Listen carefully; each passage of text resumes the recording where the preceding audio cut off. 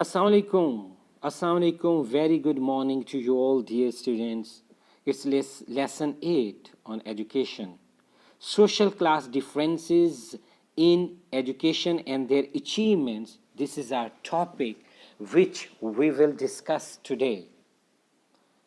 What is the aim and objective of this lesson? The objective of this lesson is to understand social class differences in education and their achievements. So next, we have to explain what are the social class differences in education and their achievements. So what are the main causes which are behind the social class differences? They are lack of cultural capital, lack of social capital, material factors, poor diet, sickness, lack of working space. Next is working class subculture, which is very weak, which is not enough resourceful, which is based only on illiterate activities, and that's becoming a big reason for lacking students in attaining goals in education.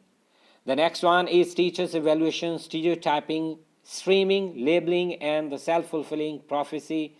Then restricted code of language, then problem schools. Then parents' low level of education means they can't help kids in their homework activities, in educational activities. So these are the working class underachievements.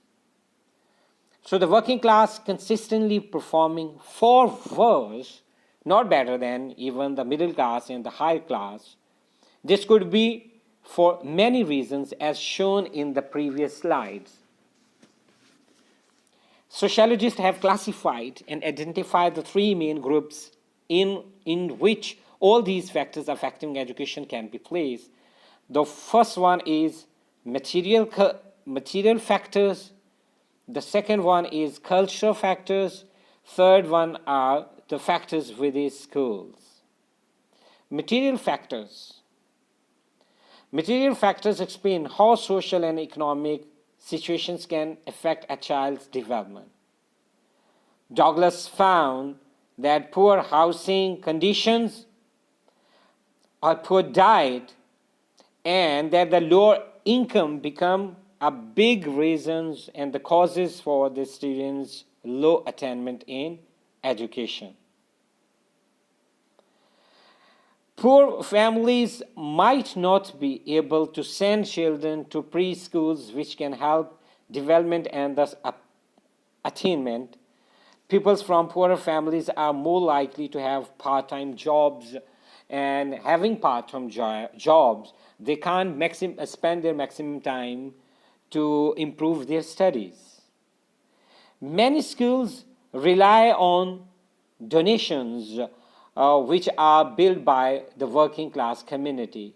They're looking worse to the rich families so that they could get funding and donations from rich parents so that they can run their school activities in the better way. If they don't have the funds, then they don't have enough resources at the school. They don't have a good library, resourceful library. They can't have the good sports activities, and they can't manage even the extracurricular activities at the school. These factors would normally coincide with others and leading to one or other or much greater problem for the students' educational attainment. Then the cultural factors. Douglas said the most important factor affecting the child attainment is the parental less interest in the children's education. This is because if the parents lacks this, they won't be able to encourage and help their child with their studies in the same way others do. This affects working class children more because their parents tend to be less well educated. They don't have enough time because early in the morning they leave the houses and evening they come back and they're tired. So they ignore their kids. They don't even ask the daily routine of the school activities. And the second, they are not well educated. They are the illiterate people. So they can't help the kids in homework and all other project work which is provided by the school. The next one is Bernstein's restricted and elaborated speech code, which Bernstein analysis brought that one, and that is the restricted code speech means the illiterate parents, the kids listen to them, and their surroundings, all the people belong to the same community, they are not well educated. So they can't improve their vocabulary. They have the very short vocabulary. So that's the reason they can't express themselves in school and even during examinations, and they can't get good grades. Where the elaborated code is associated with the ruling class, where the literate people and the well-educated people are there to help their kids. And then Bosse's habitat states that the working class having lower cultural capital, they have less access to more intelligent culture. For example, they would watch documentaries instead of sitcoms or read novels instead of the magazines. This could be largely due to being socialized in a certain way. So this then leads to low attainment as they have not got the level of the cultural intelligence middle class students do. Bosse's another habitats also states that the working class having low and social capital, this means they don't have the social networks and influence-based interact with the literal people or the scholarly people.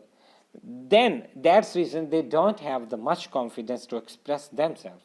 This means working class students won't know the right people to talk to. And that's why they won't get the same extent of help that knowing these people can bring.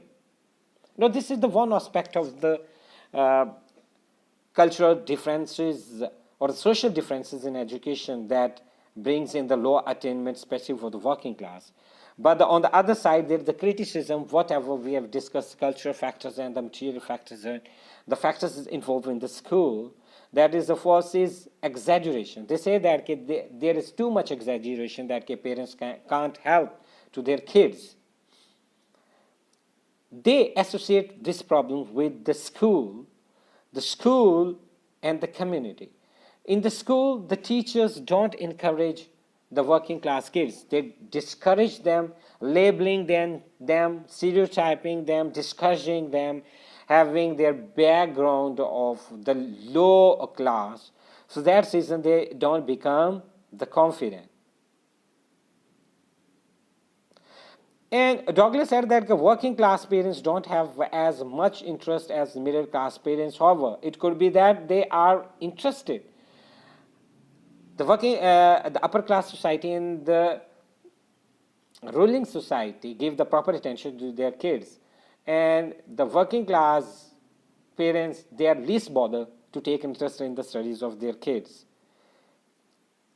Already we have discussed ignoring the role of the schools and everything, and then is the risk letting schools off the hook. If we completely blame parents and home situation, then it does not pressure schools into changing and improving the quality of their teachers, the quality of the school resources.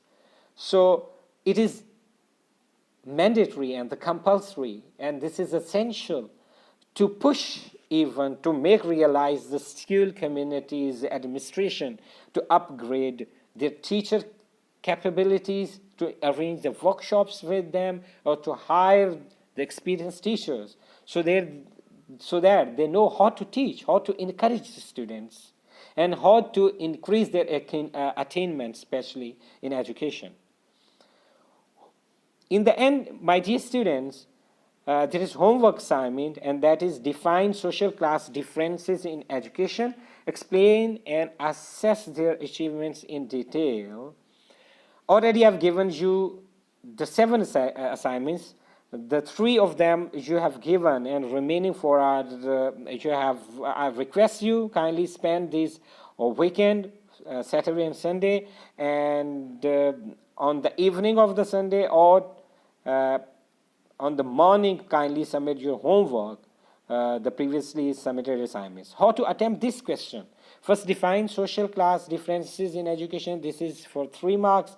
Explain and assess their achievements in details, stands for 8 marks. There will be paragraph. The first paragraph will be, you will define the social class differences. Then the second, then you will explain the material factors, the cultural factors, fourth paragraph, and then the factors in the school involved. There's the fifth paragraph. Then the next paragraph where you will assess the criticism. This depends on the 2 paragraphs, you can divide at that one. And later on you will bring the conclusion. So here are the 11 marks. Thank you very much for your listening. If you have any query, please put your question just in the Google Classroom. I'll try my best to answer it judiciously. Thank you very much.